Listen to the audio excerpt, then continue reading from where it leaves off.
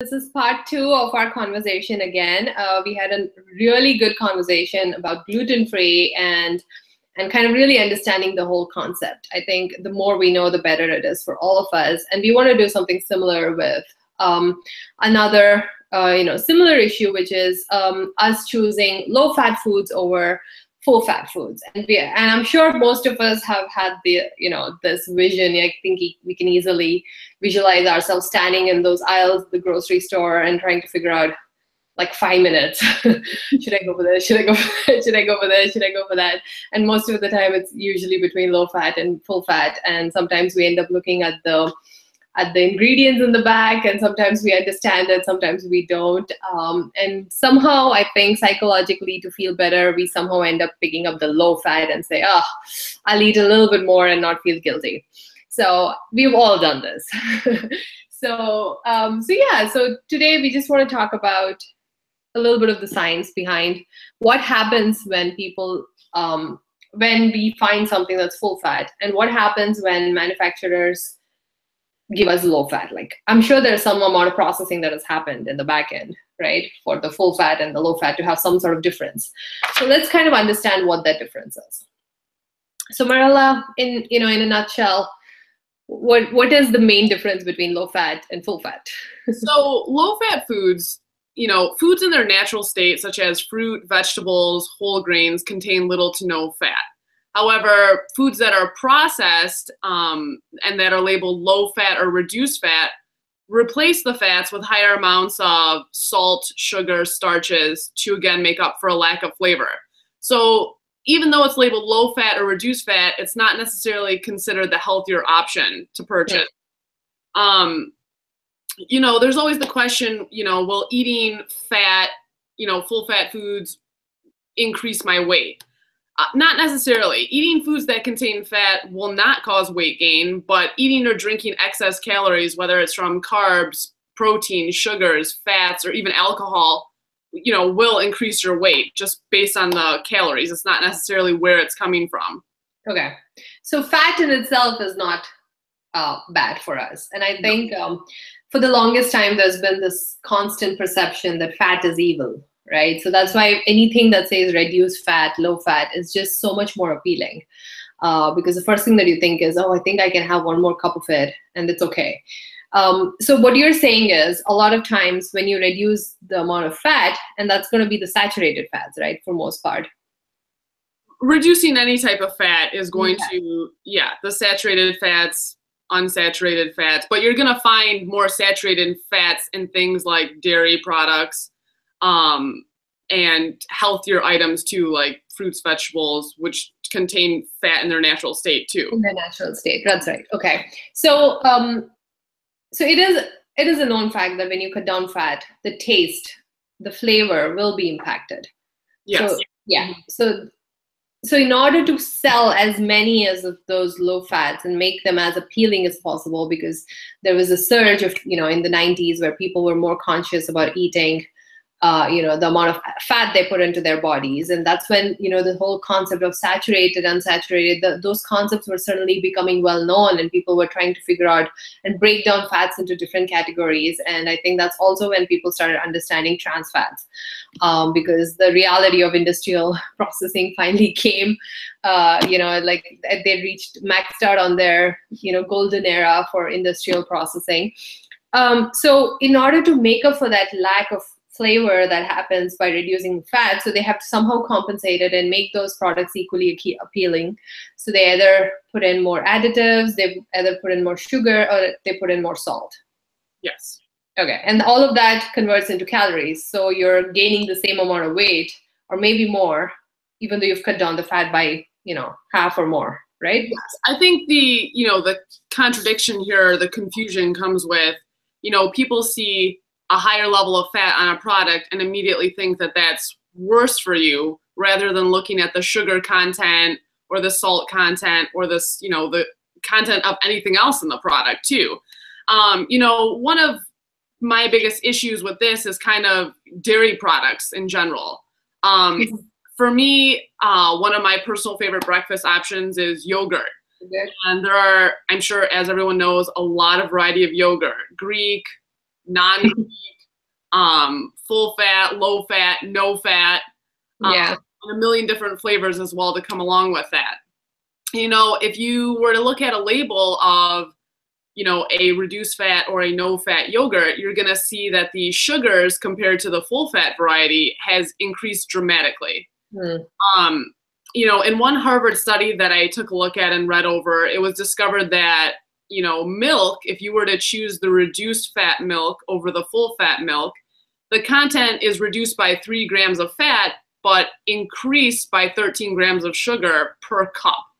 And that is a pretty dramatic amount of sugar per cup, just to make up for flavor and taste. So that kind of blurs the lines of what's healthy and what's not healthy, especially for a country that has, you know, an increasing sugar problem.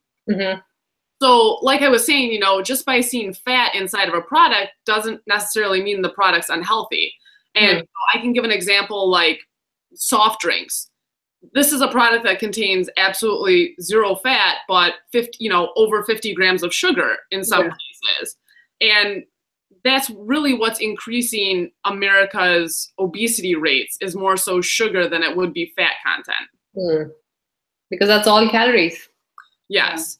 And, you know, over the course of 30 years, percentage by fat in calories has decreased, but obesity rates continue to increase.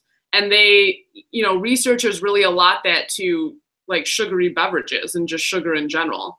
Yeah. So it's somehow, it's the same concept. We've cut down in one place and we've kind of, you know, replaced it with something of equal or greater value. I don't know if I should use the word value here, if it's calories and sugar, but yeah, you get the point. So it's kind of doing the same amount of damage or maybe more. Some amount of fat is still necessary. So maybe the fat is not doing as much damage as the sugar is doing. So does this apply to all the other things? Like the other item that I can think of is chips, because I know that there's an entire aisle dedicated, you know, different types of fried foods. So the low fat ones, do they actually end up adding more additives and salt and somehow cutting down, you know, the fat content? You're going to see a longer ingredient list on, you know, the reduced fat, full fat content stuff. I see a lot of this in a box of Cheez-Its. I do enjoy a Cheez-It as a snack. And I think that, again, people see the big green label that says reduced fat and you immediately go for that. You know, knowing that they're adding, you know, many other things to make up for that fatty taste. Yeah. In my opinion, I think that you might be better off just grabbing the full fat versions of anything, yogurt, milk, Cheez-Its, chips, anything like that, and just, again, bringing it back. Yes, bringing it back to moderation, not an entire box of Cheez-Its. Okay. I'm guilty of that, but I know, we have to stop. Like, we have to stop at 10. But since you brought up looking at the back of the box, what are the warning signs? What are we supposed to look for that will tell us that maybe low fat, but it has all these other things? So nutrition labels are confusing, and luckily the FDA is working on kind of making nutrition labels a little bit more clear for everyone by 2018, hopefully. But in terms, you want to look at, you know, the serving size, how many calories are from fat, or how many grams of fat are in a product, and basically breaking down which fats are higher. So you were saying, you know, there's pretty much 3 categories of fats: unsaturated, saturated, and trans fats. Right. So just to give a brief breakdown of each, you know, the fat that you should be looking for that's going to be a little bit higher in some of these products, you want them to be unsaturated fats. Those are going to increase your HDL cholesterol levels, which is the good cholesterol. It's found in things like plant oils, so you can look for ingredients like plant oils, nuts, avocados, salmon, tuna, things like that. So those increase your HDL cholesterol levels while also lowering your LDL cholesterol levels, which is the bad cholesterol. So the next category, which is like the in-between and less healthier than unsaturated, is the saturated fats. Those are going to be, that's going to increase your LDL cholesterol levels. And it's found in things like red meat, butter, cheese, and things like that. It is important to note, though, that you can't fully eliminate saturated fat from your diet because a lot of things that have unsaturated fat also include saturated fat. So it is a good mix between the both. Again, not to belabor the point, but it's all about moderation in terms of what you're eating. You know, maybe it's not the best thing to do to eat a hamburger with cheese all over it every single day, you know, and just kind of make that, it's not. It's just a weekend treat maybe. Yeah. And then finally, as you mentioned before, trans fat is probably the worst of all fats. And that's basically due to the fact that the entire molecular structure of a fat molecule is completely changed in a chemical process in order to preserve shelf life for products. And you're going to find this in a lot of processed foods or already prepared baked goods or already prepared foods and things like that. Or the McDonald's burger that can last months. Yeah, that's it right there. That appalled me. Like, I was so sickened by that. But anyways, yeah, these are the fats that are going to shoot up those LDL cholesterol levels and increase your chance of heart disease. So going back to talking about the nutrition label, trans fat, even though something says 0 trans fat on it, the FDA does allow a half a gram of fat to be in there, even if it is labeled 0 trans fat. Now, that really doesn't sound like a lot unless you're eating multiple servings of something that contains trans fat every day. You know, that's where you're going to get that increased risk of heart disease and things like that. So, as you mentioned before, when looking at a nutrition label, you kind of want to see things that are higher in unsaturated fats, lower in saturated fats, and contain 0 trans fats. Yeah. And also look at the sugars. Do they actually put sugars even on chips and stuff? Sometimes. Yeah, sometimes there's sugar and that just contains in chips, but you know, it's also a high carb. There's going to be a higher amount of carbs and things like that, which eventually just converts into sugar. Yeah. So basically, it's kind of really understanding what types of fats are in there and trying to be more aware of, you know, and not just saying fats are bad for us in general, but trying to go for the better ones. You know, olive oils and avocado oils and all the plant oils. I think we talked a big chunk about it, even with Dr. Khan. And we also talked about how there is saturated fats in some of that stuff too. Like, you know, a lot of the nuts have a lot of the good fat, but it'll also have a little bit of the, you know, saturated fat, which is, you know, like even with something like almonds, which is considered so healthy for most of us. So if we were to like go to a grocery store, if you were to go to a grocery store, do you always pick the full fat yogurt now? I do, yes, because I like to keep my sugar content lower. I think for me personally, that's the healthier option based on my own research and honestly that Harvard study about milk as well. Yeah. You know, I think it's important to note too that all foods contain a mix of fats, you know, and you know, it's important to limit your full fat foods like red meat, cheese, butter, things like that, and to avoid, in my opinion, trans fats altogether. Whereas, you know, using margarine, you know, is a trans fat, things like that. Yeah. And yeah, to of course pick the healthier options too. You know, you can cook with plant oils and add an avocado to some toast and things like that. Yeah. That will make all the difference for you. And just choosing those little options and steps really makes for a better lifestyle change and an easier transition. Absolutely. Even I read, you know, in preparing for this conversation today, a bunch of studies also, you know, where they surveyed, they researched, they studied about a lot of people, and they've been doing low fat versus full fat for much longer. I think the studies have been going on for much longer. And they always found that there was no correlation between gaining weight based on full fat foods. In fact, there were also, you know, a lot of studies showed otherwise, that people on full fat food were actually losing weight because they made other healthier choices. So I think it's kind of compartmentalizing it, I guess, when you're looking at something with a myopic view and just looking at one issue and saying full fat versus low fat, and full fat will make you gain weight, without keeping in mind the other things that you're perhaps eating through the day, you know, like just eating sugar. You know, I know a lot of people who like eating sugar, just like that, and things like that. So you're eating a ton of other things that is constantly building up. And yeah, of course, the big cola drinkers around the world who love to drink those huge, glasses of cola through the day, and of course it's above, it's bound to show up in some form, and a lot of times I think we might just feel like it's probably coming from that full fat yogurt that I just finished. So, so yeah.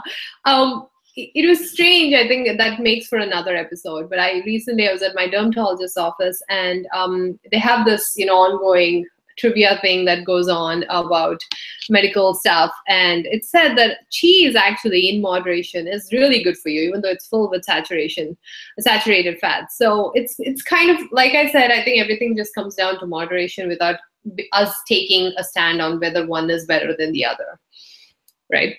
Yeah, absolutely. I mean, avoiding processed foods is also going to make a huge difference in your life too. And, like I said before, I do love some Cheez-Its, and that is clearly a processed food.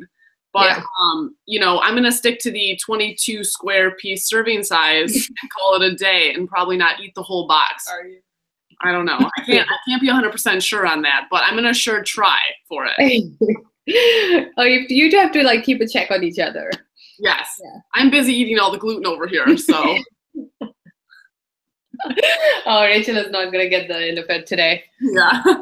You've given her too much carbs for too many years. But then Marilla is a tennis instructor. She'll go burn it off. So nothing to worry there. Hopefully, that's the goal. Yeah. What about you, Rachel? Are you going to pick the full fat from now on? I definitely try, when I'm looking at things because there's always there's still people and there's still discussions that I see where avocado is bad for you, it's full of fat, and it's well, this is a healthier fat, and it's a different kind of fat, and your body's burning this fat in a different way. Yeah. So, yeah, I'm like Morella, where I certainly don't shy away from the fat in that aspect. It's just, don't consume as much of it, and try and really pay more attention to the overall gist of what you've eaten throughout the day, as opposed to this this one meal is going to do me in, kind of thing. Yeah. And I think it's a combination. Go ahead, sorry, Marilla. No worries. I was going to say, when Rachel takes me grocery shopping, I'm like a adamant label reader, so we could be there all day long. Yeah. But yes, I am avoiding all of those products with trans fat in them. Yeah. If it takes 5 minutes longer to make a decision, but if you're making a wiser, informed decision, I think that's a good thing anyway. Absolutely. Yeah. And it makes for a good walk in the grocery store anyway. So you're planning the whole time. So you're burning some calories while doing it. Great. Which brings me to another thing. I think we should do one of these videos on trans fat and just talk about processing and industrial processing. Yeah. Absolutely. I thought you were going to say Cheez-Its. Yeah. Ooh, that'll be an endless episode. Yes. And it'll probably do us more harm and undo all of the stuff that we've just spoken about. Yes. Yeah. Because we can talk about pizzas and gluten and cheese and fat and everything in that one episode. So. Exactly. Yeah. I think I was, as I was reading all the wonderful stuff that you wrote for us, Marilla, yesterday. In fact, my husband and I, we were also just talking about whether it makes sense for us to just, because we've always had whole milk. And then just recently we've started doing the 2%. And I kept thinking, I don't know if it's making much of a difference, because I became lactose intolerant after I moved to US. So I drink lactose-free milk anyway. And the lactose-free milk just comes in one shape and size. It's not 2%, it's not whole, and it's not affecting me badly in any way. So I'm consuming probably full fat lactose-free milk, and it's done me actually a lot of benefits than any harm. So I thought, okay, so that makes sense. So, and we make our own yogurt, and we make it with whatever milk we have. So for me, I've never been able to gauge the full fat versus the low fat, but I think I'm always gonna go for the full fat somehow, because I think I've always been aware that little bit of extra fat, you can easily burn it off. Yeah, you probably have to do a little, 5 more minutes of walking per day, but just don't have half and half to your coffee, just do milk or cream, right? Yeah, that makes sense. Anyway, this was amazing. Marilla, we always love having you because it opens up these, the Pandora's box full of discussions. And not only that, we have a lot of fun when we do love to talk about recipes, and we all have like really good list of recipes that we like to talk about. So it's always fun. I think we should do more of these. But let's just end this on our favorite topic, which is binge watching. What are you guys watching right now? Are you guys both watching the same stuff, or how does it work? I finished up Girl Boss. Oh, how is it? It was pretty good. I mean, it was okay. I would say it wasn't my favorite binge. Yeah, no, it was a quick binge. It was a real quick binge. Yeah, I mean, like barreled right through that. 20-minute episodes. There's only like 13. Oh, it's entertaining. It's definitely, there's a lot of it's set more in early 2000s, so there's a lot of like cool throwback references that I like. But I myself did binge watch Big Little Lies on HBO, which I recommend. I had a friend who read the book as well and says the book was also amazing. So if you're in for a read and binge, that's a good combination there. Yeah, it is a good one. I really enjoyed Big Little Lies. All good actors, so it was kind of a fun watch. Yes. But I do have to say, Netflix has not been giving good shows lately. It's like I'm running out of good stuff to watch, and the ones that we've been watching is not really my kind. Like we talked about the 13 Reasons Why, and I think the Girl Boss might fall into the same category given Rachel's reaction. So yeah, right now we just started watching Fargo, the 3rd season, and and Fargo is always fun. It's kind of deep and intense and very dark, and hopefully I want to start binge watching Americans next. Ooh, I heard that's really good. It's a good show. It's a really good show. Really good actors too. So I'm gonna have to try that. I'm looking forward to the next season of Game of Thrones myself. That should be coming out soon. Yes. And I think House of Cards is coming out soon. Yes. That we need to wait for that one. They've been doing very clever ads this year. Which have been very funny. But I do want to say, I think of this every time and I forget it when we're actually doing the video. But there is a very nice show on Netflix. It's a British show, and I don't know how many of us have watched it. It doesn't get enough. It has a very small loyal audience, but it's called Peaky Blinders. I don't know if you guys have watched it. It's amazing. It's really good. It's based in, back in the day, England, old school England days, and it has really good actors, and there's a special appearance by Tom Hardy that I especially enjoy. Everyone loves a special appearance by Tom Hardy. Yes. So it's a really good show. So whenever you're in between shows and wondering, I need a good show to watch, that's a good one.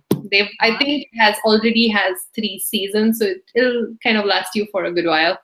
So yeah, that's a good show. Perfect. That might be our next binge watch. Peaky Blinders. I just like the name. I know. It's about, as you must have guessed, it's about horses and people who race horses, and they're in that business. I definitely didn't guess that. I just said I wanted to be a Peaky Blinder, so that can't be right. Oh my God, this is so fun. I love doing this, and I'm sure we're going to be doing one soon again with you, Marilla. Yeah, about trans fat. Yeah, that can be an endless conversation too. It really can be. Yeah, because there's so many foods that are processed. I'll set up a box of Cheez-Its right here. Yeah, that'll be a good demo, but how to kind of keep your hands away from it. Yeah. All right. Thank you again, Marilla, for doing this. And we'll be back with something similar soon. And we'll try and add links to a bunch of stuff that we found as part of research for this episode, just to kind of give you guys more material to read apart from listening to us. Like that wasn't enough.